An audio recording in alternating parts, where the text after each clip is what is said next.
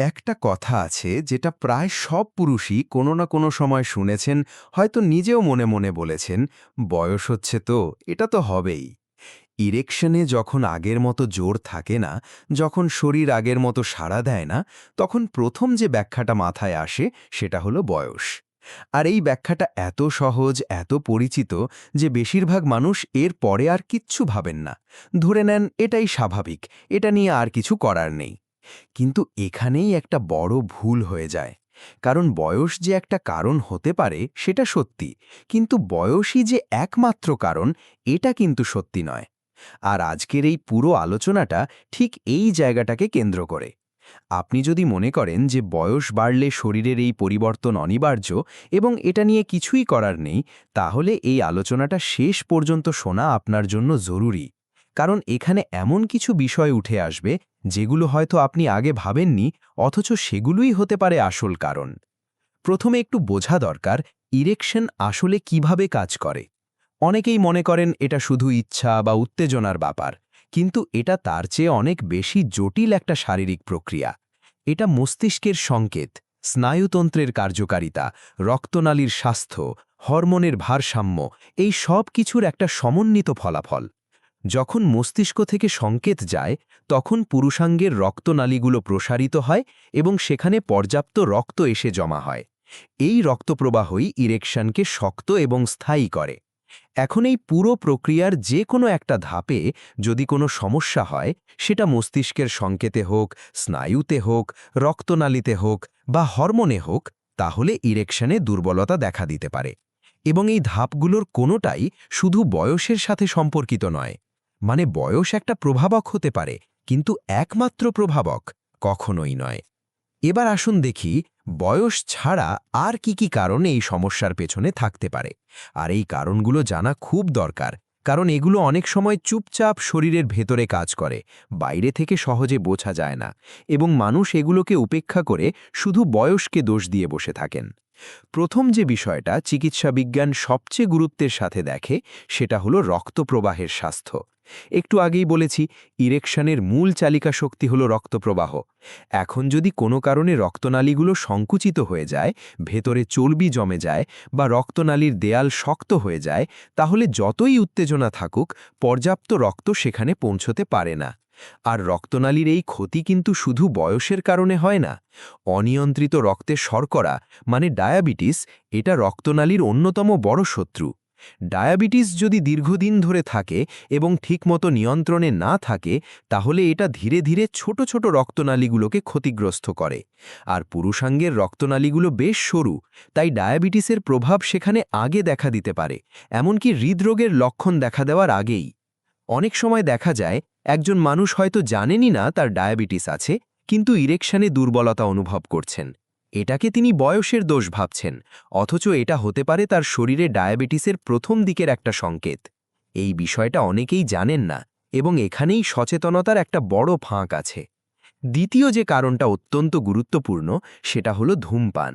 ধূমপানের সাথে ফুসফুসের সমস্যা বা ক্যান্সারের কথা সবাই জানেন, কিন্তু ধূমপান যে রক্তনালীকে সরাসরি ক্ষতিগ্রস্ত করে, এটা অনেকেই গুরুত্ব দিয়ে ভাবেন না। সিগারেটের ভেতরে থাকা নিকোটিন এবং অন্যান্য রাসায়নিক পদার্থ রক্তনালীর দেয়ালকে ক্ষতিগ্রস্ত করে, রক্তনালীকে সংকুচিত করে এবং রক্তপ্রবাহ কমিয়ে দেয়। এটা যে কোনো বয়সের পুরুষের ক্ষেত্রে হতে পারে। মানে একজন ৩০ বছর বয়সী পুরুষ যিনি দীর্ঘদিন ধরে ধূমপান করছেন, তার ইরেকশনে দুর্বলতা দেখা দিতে পারে, এবং এটা বয়সের কারণে নয়, এটা ধূমপানের প্রত্যক্ষ প্রভাব। কিন্তু সমস্যা হলো তিনি হয়তো এই সংযোগটা ধরতে পারবেন না, কারণ ধূমপানকে আমরা সাধারণত ফুসফুস বা কাশির সাথে যুক্ত করি, যৌন স্বাস্থ্যের সাথে নয়। এরপর আসা যাক মানসিক চাপ বা স্ট্রেসের কথায়। এটা এমন একটা কারণ যেটাকে সবচেয়ে বেশি অবহেলা করা হয়। একজন মানুষ যখন দীর্ঘদিন ধরে কাজের চাপে, আর্থিক দুশ্চিন্তায়, পারিবারিক সমস্যায় বা মানসিক অশান্তিতে থাকেন, তখন তার শরীরে স্ট্রেস হরমোন, বিশেষ করে কর্টিসল, অনেক বেশি মাত্রায় থাকে। এই কর্টিসল দীর্ঘদিন বেশি থাকলে এটা টেস্টোস্টেরনের মাত্রা কমিয়ে দিতে পারে, রক্তপ্রবাহের নেতিবাচক প্রভাব ফেলতে পারে এবং মস্তিষ্কের সেই সংকেত পাঠানোর ক্ষমতাকে দুর্বল করতে পারে, যেটা ইরেকশনের জন্য দরকার। মানে আপনি হয়তো শারীরিকভাবে পুরোপুরি সুস্থ, কিন্তু মানসিক চাপের কারণে আপনার শরীর ঠিকমতো সাড়া দিচ্ছে না। এই ক্ষেত্রে বয়সকে দোষ দেওয়ার কোনো মানে হয় না, কারণ সমস্যার উৎস এখানে বয়স নয়, সমস্যার উৎস আপনার মানসিক অবস্থা। আরেকটা বিষয় যেটা অনেকেই জানেন না বা গুরুত্ব দেন না, সেটা হলো ওষুধের পার্শ্ব প্রতিক্রিয়া। হ্যাঁ, আপনি হয়তো কোনো রোগের জন্য নিয়মিত ওষুধ খাচ্ছেন, হতে পারে উচ্চ রক্তচাপের ওষুধ, বিষণ্ণতার ওষুধ, ঘুমের ওষুধ, এমনকি কিছু ব্যথানাশক ওষুধও।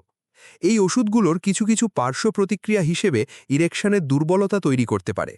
এটা কিন্তু বয়সের সাথে সম্পর্কিত নয়, এটা সম্পূর্ণভাবে ওষুধের প্রভাব। এবং সমস্যা হলো, অনেকেই ওষুধ শুরু করার পর এই পরিবর্তন লক্ষ্য করেন, কিন্তু ওষুধের সাথে এটার সংযোগ বুঝতে পারেন না। তারা ভাবেন বয়স হচ্ছে তাই হচ্ছে, অথচ ডাক্তারের সাথে কথা বললে হয়তো ওষুধ পরিবর্তন করে বা মাত্রা সমন্বয় করে এই সমস্যার সমাধান হতে পারত।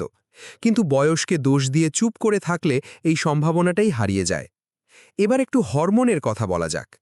টেস্টোস্টেরন হল পুরুষের প্রধান যৌন হরমোন।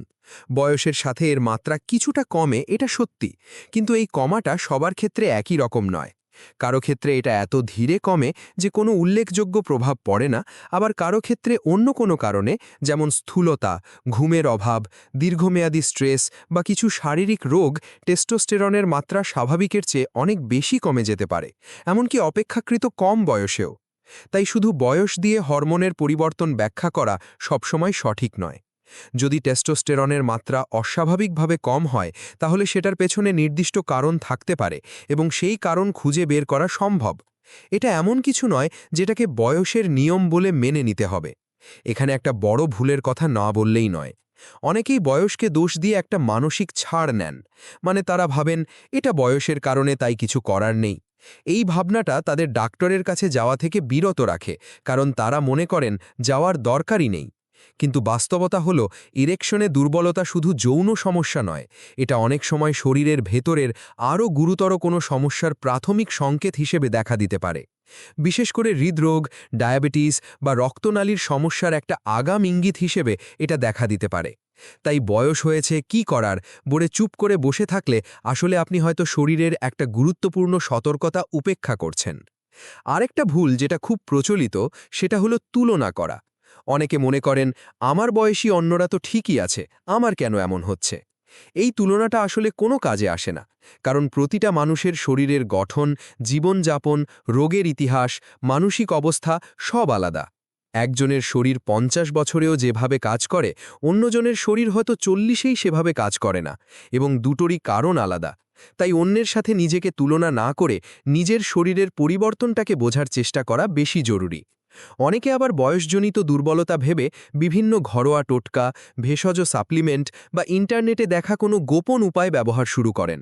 এগুলোর কিছু কিছু হয়তো ক্ষতিকর নয়, কিন্তু সমস্যা হলো এগুলো মূল কারণের কোনো সমাধান করে না। যদি আসল কারণ ডায়াবেটিস হয়, তাহলে কোনো ভেষজ মিশ্রণ সেটা ঠিক করবে না। যদি আসল কারণ ওষুধের পার্শ্ব প্রতিক্রিয়া হয়, তাহলে কোনো খাবার পরিবর্তন সেটা সমাধান করবে না। যদি আসল কারণ দীর্ঘমেয়াদী মানসিক চাপ হয়, তাহলে কোনো সাপ্লিমেন্ট সেই চাপ দূর করবে না। আসল কারণ না জেনে সমাধান খোঁজা মানে অন্ধকারে হাত বাড়ানো। কখনো কখনো হয়তো কিছু ছুঁয়ে যায়, কিন্তু বেশিরভাগ সময় শুধু সময় এবং অর্থ নষ্ট হয়। তাহলে বয়সের ভূমিকাটা আসলে কোথায়? বয়স কি কোনো প্রভাবই ফেলে না? অবশ্যই ফেলে। বয়সের সাথে সাথে রক্তনালীর স্থিতিস্থাপকতা কিছুটা কমে, হরমোনের মাত্রায় স্বাভাবিক পরিবর্তন আসে, স্নায়ুতন্ত্রের সংবেদনশীলতা কিছুটা হ্রাস পেতে পারে। এগুলো শরীরের স্বাভাবিক বার্ধক্য প্রক্রিয়ার অংশ। কিন্তু পার্থক্যটা হলো, শুধু বয়সজনিত পরিবর্তন সাধারণত ধীরে ধীরে আসে, খুব মৃদু হয় এবং হঠাৎ করে কোনো বড় পরিবর্তন ঘটায় না। যদি আপনি লক্ষ্য করেন যে পরিবর্তনটা তুলনামূলকভাবে দ্রুত এসেছে, বা আগে যেটুকু সমস্যা ছিল সেটা হঠাৎ করে অনেক বেড়ে গেছে, তাহলে সেখানে শুধু বয়স কাজ করছে না, অন্য কিছু আছে। এই পার্থক্যটা বোঝাটা খুব গুরুত্বপূর্ণ। এখন প্রশ্ন হলো, কখন বিষয়টাকে একটু বেশি গুরুত্ব দিয়ে দেখা উচিত? কয়েকটা পরিস্থিতির কথা বলি। যদি ইরেকশনে দুর্বলতার সাথে সাথে বুকে ব্যথা বা শ্বাসকষ্ট থাকে, তাহলে এটা হৃদরোগের একটা সংকেত হতে পারে, কারণ একই রক্তনালীজনিত সমস্যা দুটো জায়গাতেই প্রভাব ফেলতে পারে। যদি আপনার ডায়াবেটিস থাকে এবং ইরেকশনে সমস্যা দেখা দেয়, তাহলে অবশ্যই ডাক্তারকে জানানো উচিত, কারণ এটা ডায়াবেটিসজনিত রক্তনালীর ক্ষতির লক্ষণ হতে পারে। যদি কোনো নতুন ওষুধ শুরু করার পর সমস্যা দেখা দেয়, তাহলে সেই ওষুধের পার্শ্ব প্রতিক্রিয়া হিসেবে এটা হতে পারে। ডাক্তারের সাথে কথা বলে বিকল্প খোঁজা যেতে পারে। আর যদি পরিবর্তনটা হঠাৎ করে আসে, মানে কয়েক সপ্তাহ বা কয়েক মাসের মধ্যে উল্লেখযোগ্য পরিবর্তন দেখা দেয়, তাহলে সেটা অবশ্যই শুধু বয়সের কারণে নয়। সেখানে নির্দিষ্ট কোনো কারণ আছে যেটা খুঁজে দেখা দরকার। একটা বিষয় পরিষ্কার করে বলা ভালো, চিকিৎসকের কাছে যাওয়া মানে এই নয় যে আপনার কোনো মারাত্মক রোগ আছে। অনেকে ডাক্তারের কাছে যেতে ভয় পান কারণ তারা মনে করেন ডাক্তার হয়তো কোনো খারাপ খবর দেবেন। কিন্তু বাস্তবতা হলো, বেশিরভাগ ক্ষেত্রে কারণটা এমন কিছু হয় যেটা সমাধানযোগ্য। হতে পারে ওষুধ পরিবর্তন, হতে পারে জীবনযাপনে কিছু নির্দিষ্ট পরিবর্তন, হতে পারে একটা নির্দিষ্ট রোগের চিকিৎসা যেটা করলে এই সমস্যাটাও কমে আসে। চিকিৎসকের কাছে যাওয়া আসলে ভয়ের কিছু নয়, বরং এটা নিজের শরীরকে বোঝার এবং সঠিক পদক্ষেপ নেওয়ার প্রথম ধাপ।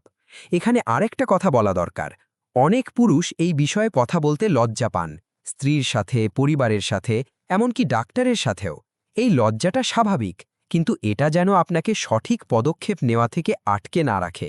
চিকিৎসকরা প্রতিদিন এই ধরনের সমস্যা নিয়ে কাজ করেন, তাদের কাছে এটা কোনো অস্বাভাবিক বা লজ্জাজনক বিষয় নয়। আপনি যখন ডাক্তারের কাছে যাবেন, তিনি হয়তো কিছু পরীক্ষা করতে বলবেন। রক্তে শর্করার মাত্রা, হরমোনের মাত্রা, রক্তচাপ, এগুলো সাধারণ পরীক্ষা। এই পরীক্ষাগুলো থেকেই অনেক সময় আসল কারণটা বেরিয়ে আসে। আর কারণ জানা গেলে সমাধানের পথ অনেক সহজ হয়ে যায়। জীবনযাপনের কিছু বিষয় আছে যেগুলো সব পুরুষের জন্যই প্রযোজ্য, বয়স যাই হোক।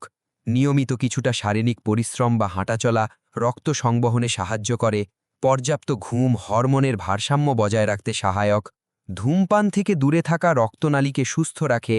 মানসিক চাপ সামলানোর ব্যবস্থা করা, সেটা হতে পারে পরিবারের সাথে সময় কাটানো, কোনো শখের কাজ করা বা প্রয়োজনে পেশাদার সাহায্য নেওয়া, এগুলো সব মিলিয়ে শরীরের সামগ্রিক স্বাস্থ্যে ভূমিকা রাখে। কিন্তু এগুলোকে কোনো গ্যারেন্টেড সমাধান ভাবলে ভুল হবে। এগুলো সহায়ক, কিন্তু যদি কোনো নির্দিষ্ট শারীরিক কারণ থাকে, তাহলে সেটার জন্য আলাদা চিকিৎসা দরকার হতে পারে। তাহলে পুরো বিষয়টাকে যদি সংক্ষেপে দেখি, ইরেকশনে দুর্বলতা একটা বাস্তব সমস্যা যেটা অনেক পুরুষই অনুভব করেন। কিন্তু এর পেছনে শুধু বয়স কাজ করছে এমন ধরে নেওয়া একটা বড় ভুল। রক্তপ্রবাহের সমস্যা, ডায়াবেটিস, ধূমপান, মানসিক চাপ, হরমোনের অস্বাভাবিক পরিবর্তন, ওষুধের পার্শ্ব প্রতিক্রিয়া, এগুলোর প্রতিটাই আলাদাভাবে বা একত্রে এই সমস্যা তৈরি করতে পারে। বয়সকে দোষ দিয়ে চুপ করে বসে থাকলে আসল কারণটা অজানাই থেকে যায় এবং সমাধানের সম্ভাবনা হারিয়ে যায়। বরং বয়সকে একটা সম্ভাব্য উপাদান হিসেবে দেখুন, একমাত্র উপাদান হিসেবে নয়। নিজের শরীরের পরিবর্তনগুলো লক্ষ্য করুন, প্যাটার্ন বোঝার চেষ্টা করুন এবং প্রয়োজনে একজন চিকিৎসকের সাথে খোলামেলা কথা বলুন। এটা দুর্বলতা নয়, এটা বুদ্ধিমত্তা।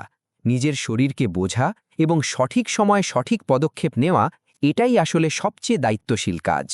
এই আলোচনায় যা কিছু বলা হলো, সবই সাধারণ স্বাস্থ্য সচেতনতামূলক তথ্য। এটি কোনো ব্যক্তিগত চিকিৎসা পরামর্শ নয়। ব্যক্তিভেদে কারণ ও সমাধান ভিন্ন হতে পারে। নির্দিষ্ট কোনো সমস্যা থাকলে অবশ্যই একজন যোগ্য চিকিৎসকের পরামর্শ নিন।